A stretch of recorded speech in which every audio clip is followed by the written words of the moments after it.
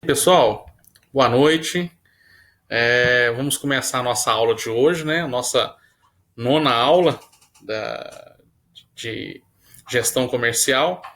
E o que eu quero falar com vocês hoje? Nós vamos dar continuidade, tá? Na aula de economia e mercado, tá bom? Nessa aula nós vamos agora falar um pouco mais sobre os agentes econômicos. E como eu havia falado para vocês, é um assunto muito interessante, um assunto muito bacana e nós vamos caminhar nele aí mais de uma semana, viu? Tem muita coisa para a gente aprender, muita coisa para a gente falar, e eu resolvi dividir ela em várias partes.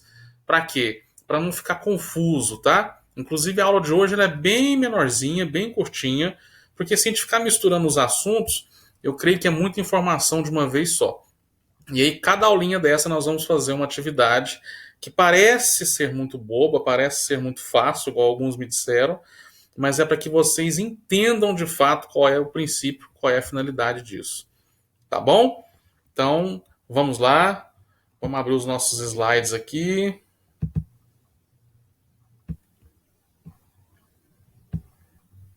Ok. Então, aí está a aula de hoje, né? Economia e mercado, segunda parte. Tá bom? Hoje nós vamos falar dos agentes econômicos, tá?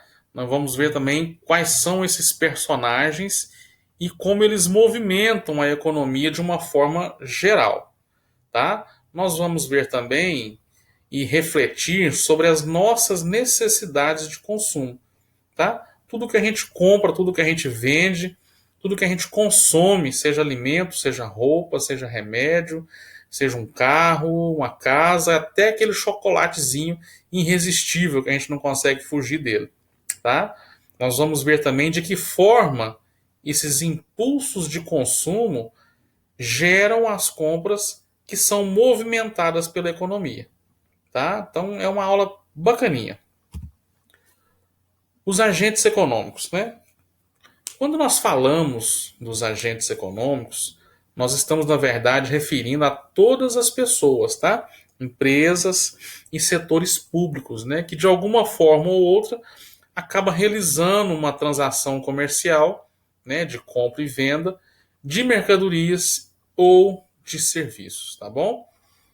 Se existem transações comerciais, gente, é porque inicialmente tivemos uma necessidade de consumir algo, né? Seja atendido por um prestador de serviço, ou seja, um consumo mesmo de fato.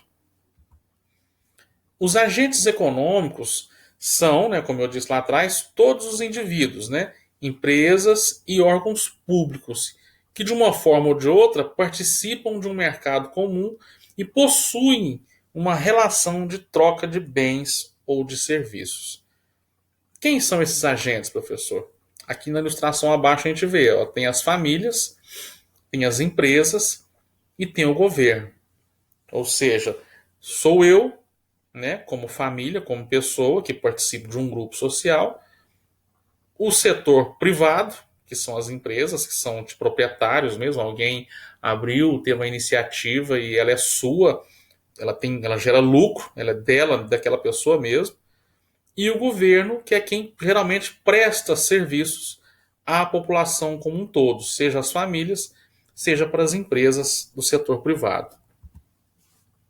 Depois nós vamos ver também as necessidades. Depois que nós descobrimos quem são os agentes que fazem parte dessa economia, nós vamos descobrir agora quais são as necessidades, né, que movimenta essa situação. Então, na verdade, a necessidade é a força que movimenta os agentes econômicos. Essas necessidades, na verdade, geram movimentações de compra de bens ou de serviços que, por fim, movimentam a economia.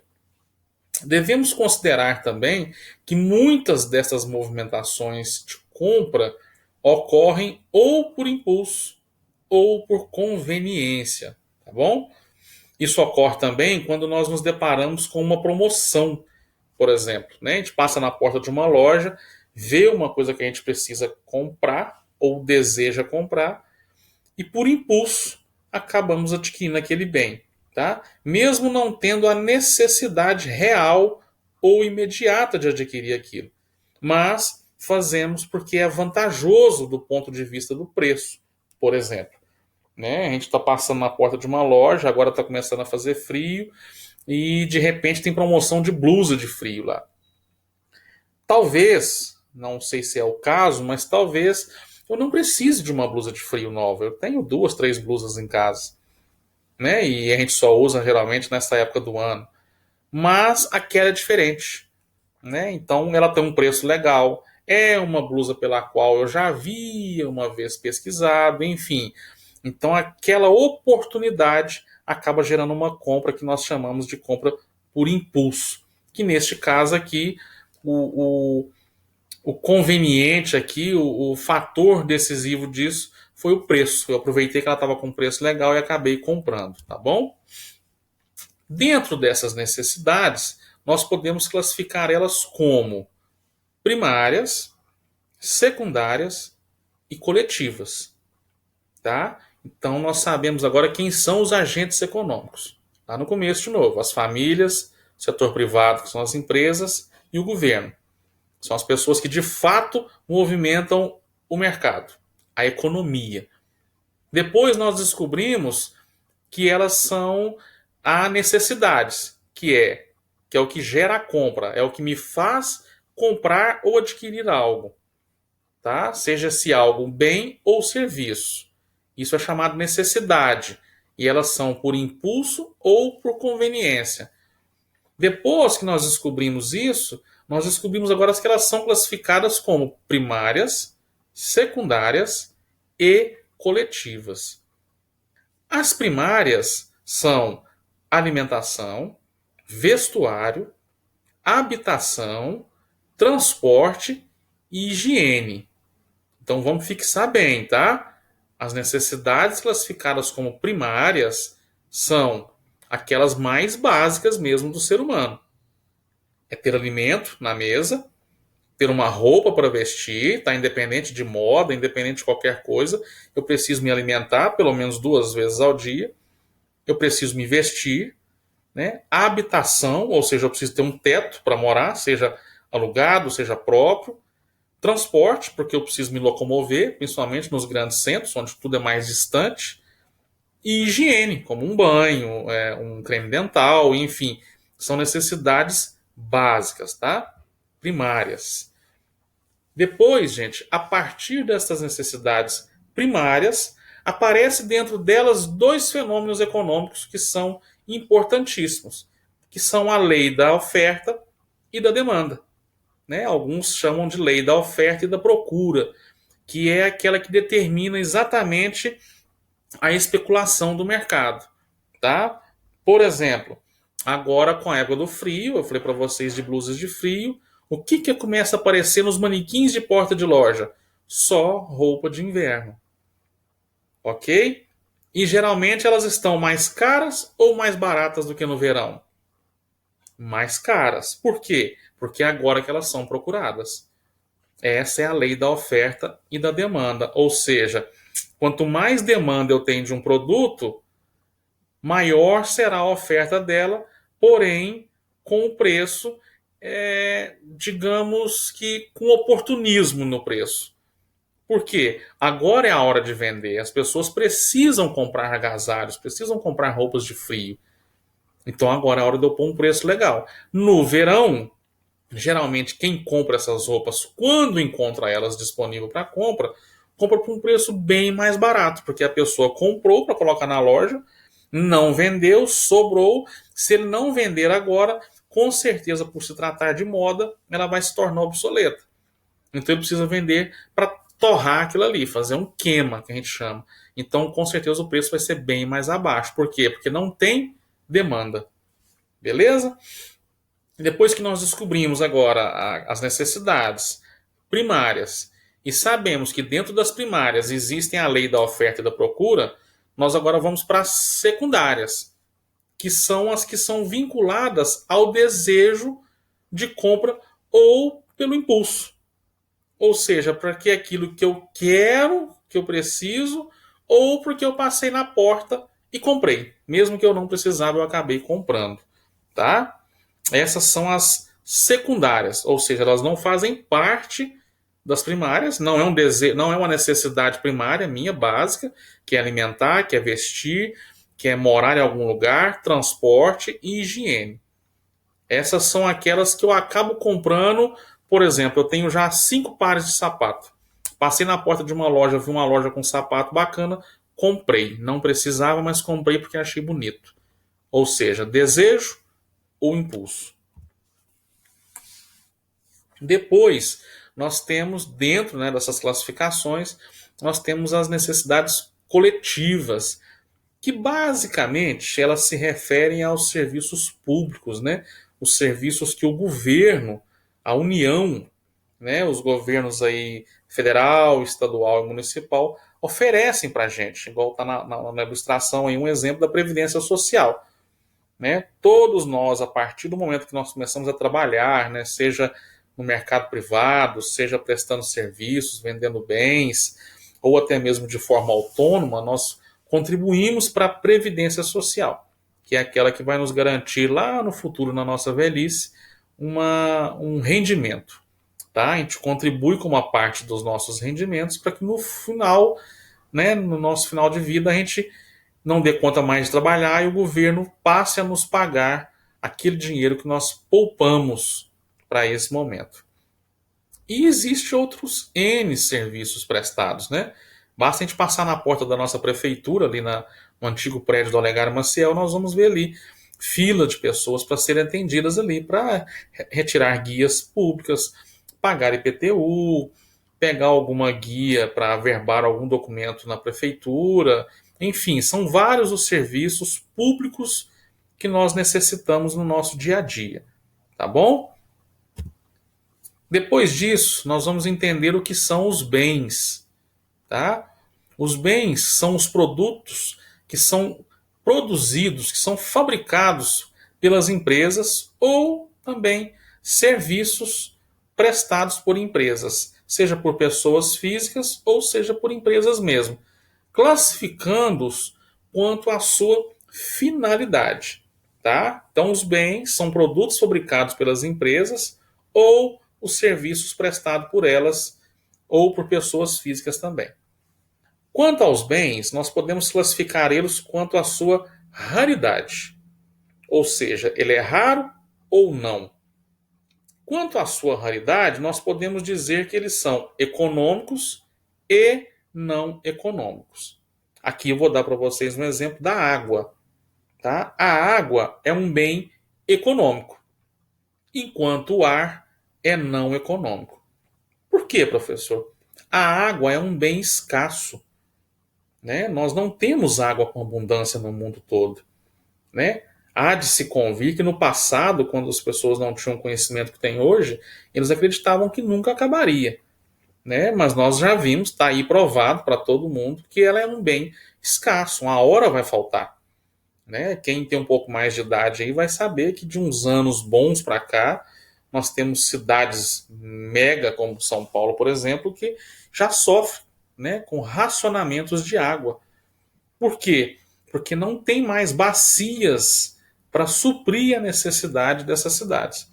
Então, ou seja, ela se torna um bem econômico porque ela passa a ser estudada para a economia para ver quais serão os efeitos da sua falta, da sua escassez, já que a economia estuda a escassez das coisas, e quais serão as alternativas propostas para suprir essa necessidade. Tá? Então lembro que a água é um bem escasso, então ela é um bem econômico. Já o ar é infinito, não tem quantidade de ar. Daqui 150 milhões de anos o ar vai acabar, não existe. Então o que ele é? Ele é um fator, um bem não econômico. Não precisamos estudar isso, não precisamos criar outras alternativas de gerar ar. Tá? Ele é um bem infinito. Ele nunca vai acabar. Tá? Outro exemplo para vocês. Produção de energia elétrica. Né? Nós temos a energia elétrica que é gerada pelas concessionárias elétricas, que cada estado tem a sua, que por sua vez gera essa energia para nós, na grande maioria do nosso país. Cada região, cada país tem a sua característica, mas no Brasil, especificamente em Minas, essa energia é produzida através de represas hidrelétricas. Então, para que se tenha represas hidrelétricas, nós precisamos ter o quê? Bacias hidrelétricas, ou seja, represas. E é água. Então, quanto menos água tivermos, menos geração de energia vamos ter. Tá? Para quem tem um pouco mais de idade também, eu em 2000, nos anos 2000, 2000 e pouco, 2005 ali ainda tínhamos racionamento disso, de energia elétrica.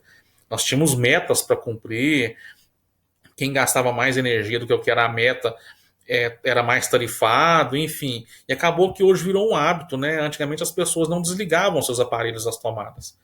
Né? Hoje não. Hoje quem tem um aparelho hoje ligado à tomada está ali em stand-by, aquela luzinha vermelha acesa, as pessoas vão lá e tiram. Por quê? Porque virou um bom hábito economizar energia. Assim como virou um bom hábito o uso do álcool em gel, lá quando surgiu o H1N1, enfim, hábitos que mudam o nosso comportamento, que mudam a nossa economia. Mas também temos hoje as fontes geradoras de energia elétrica, que são as eólicas, por exemplo, e as fotovoltaicas, que é através do sol. Essas não são bens não econômicos, porque o sol não vai acabar. Entendeu? É uma energia renovável. Então sempre vai ter o sol. Ninguém precisa preocupar em plantar um sol, ninguém precisa preocupar em plantar um vento, porque sempre vai existir. É de graça. Tá ali. Ok? Muito embora há circulando hoje, tramitando hoje nos corredores do palácio, que eles querem tarifar o sol, né, para quem produz energia solar na sua casa. Mas isso aí é um outro assunto para a gente discutir um outro dia. Dando continuidade na classificação dos bens, agora nós vamos falar sobre a sua natureza, ou seja, quanto à natureza desse bem. Tá? Então eles podem ser bens materiais ou de produção, ou bens materiais ou de produção ou serviços. Ou seja, se eu tenho uma geladeira na minha casa, uma TV, um ar-condicionado, isso é um bem material. Ok? Se eu tenho na minha casa uma máquina de fazer pão, é um bem de produção, porque através daquele bem eu vou gerar um outro produto. Ok? Um computador, professor, ele pode ser um bem material ou ele pode ser um bem de produção. Eu sou uma pessoa que trabalha com artes gráficas, eu faço cartões, panfletos, banners, então o meu computador é um bem de produção, porque através dele eu gero serviços e produtos. Tá? E serviços. Aqui na ilustração mostra pra gente, ó, um serviço médico. Né? Um médico não gera um produto ou um bem, ele gera um serviço. Nós vamos até ele, ele nos atende, nos prescreve alguma coisa, e isso é um serviço. Ok? Depois, dentro da classificação dos bens, também nós temos a relação quanto ao seu destino. Ou seja, dos bens de consumo que nós adquirimos, o seu destino nos mostra se ele é um bem durável ou não durável.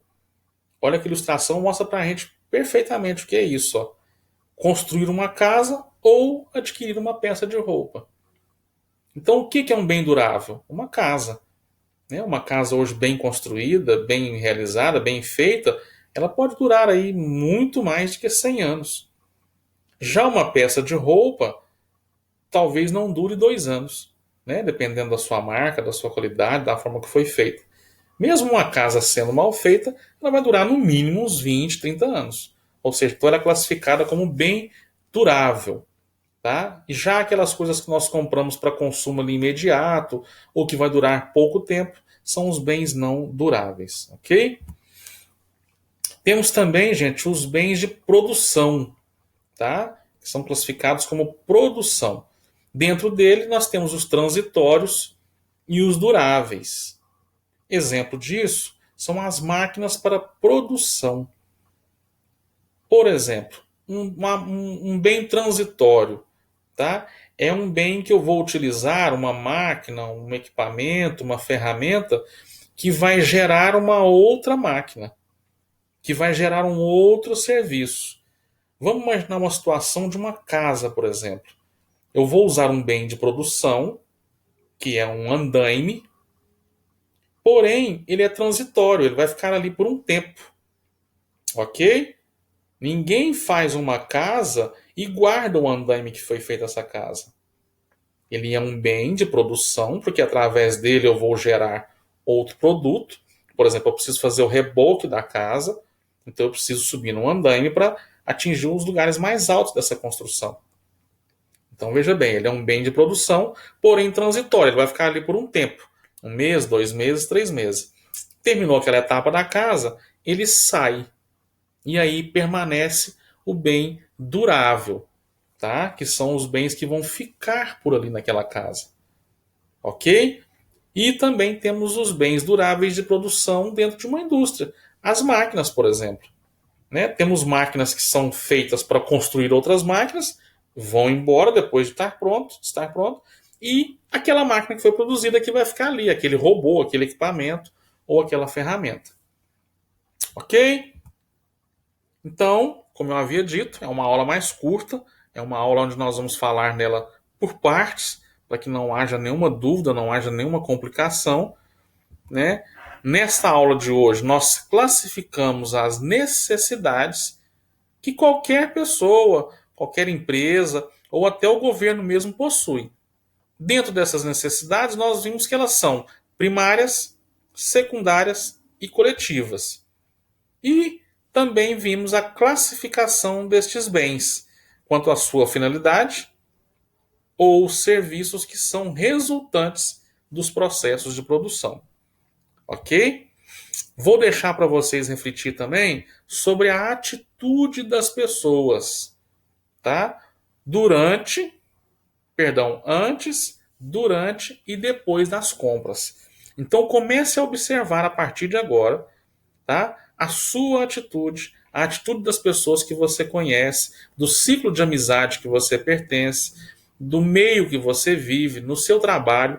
Comece a observar as atitudes, tá? Até de clientes mesmo, antes da compra, durante e depois.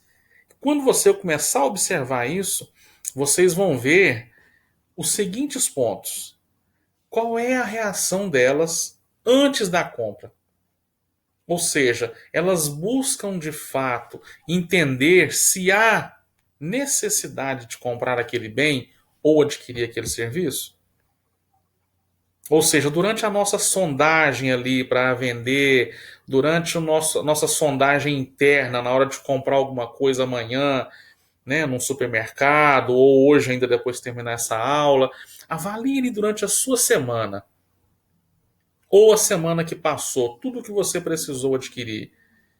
Você buscou de fato entender se havia necessidade de comprar aquilo? Ótimo. Durante a compra, você se preocupou com o recurso que você iria utilizar para pagar aquele bem ou aquele serviço? Em algum momento você planejou aquela compra? Em algum momento você optou por uma forma ou outra de pagamento? Isso foi uma preocupação para você ou não foi?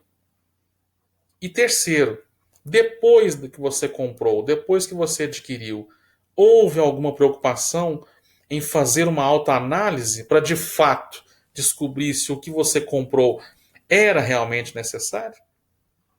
Olha que interessante, hein? São 3 avaliações que nós devemos fazer que muda muito, tá? Deixa até uma paralela para vocês aqui. Vou comprar alguma coisa a partir de hoje, ou até mesmo as que eu comprei.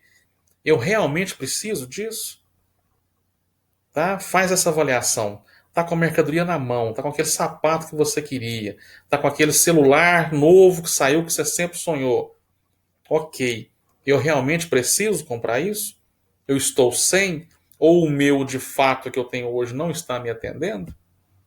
Ótimo, realmente eu preciso, realmente eu tenho necessidade. Perfeito. Não estou aqui para questionar isso. Segundo, eu tenho como pagar isso? Eu tenho recurso próprio ou eu vou ter que financiar isso? Porque quando nós compramos com cartão, nós estamos financiando. É sinal que eu tenho algo, eu tenho uma necessidade, perdão, e não tenho como comprar aquilo agora. Eu preciso financiar. Eu preciso que a operadora do meu cartão, a Mastercard, né, ou o banco fulano de tal, financie isso para mim. De que forma? Ele pague para o meu fornecedor e depois eu pague para ele de uma forma facilitada, ou seja, com prazo ou parcelado. Tá? E depois da compra, fazer uma autoanálise. Eu realmente precisava comprar aquilo? Era realmente necessário? Porque muitas das vezes já aconteceu comigo de eu querer muito uma coisa, não ter condições de comprar e depois não usar ou ver que não era necessariamente aquilo, não era daquela forma, não trouxe aquela, não realizou aquele desejo que eu tinha internamente, tá? Então, um pastor meu sempre fala, né?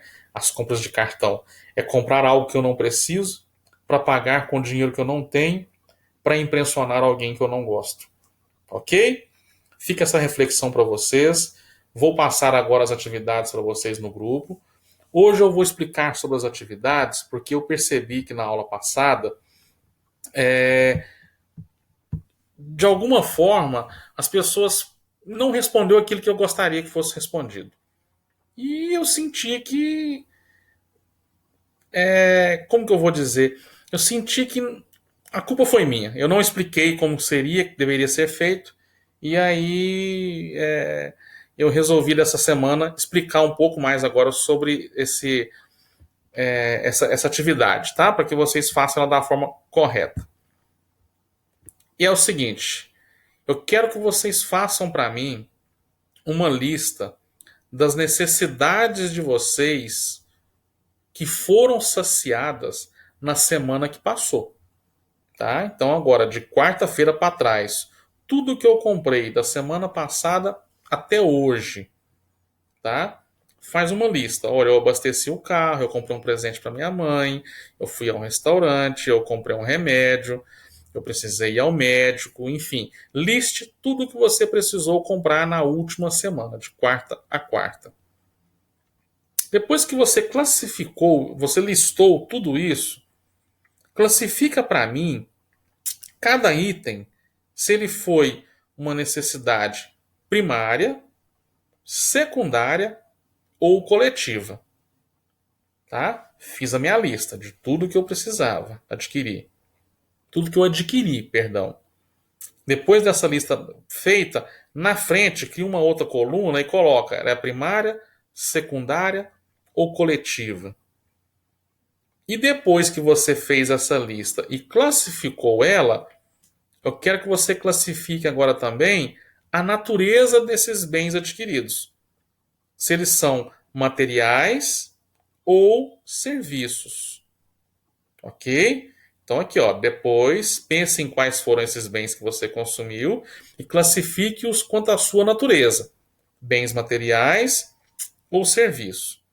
E depois também quanto ao seu destino. Se eles são bens duráveis ou não duráveis. Ok? Bom, espero que vocês tenham gostado da aula de hoje, tá? Uma aula mais curtinha. Vamos fazer essa atividade agora. Vocês têm até a terça-feira que vem para me entregar ela, tá? Eu estou vendo que alguns alunos reclamaram lá no grupo que as atividades não estão no portal.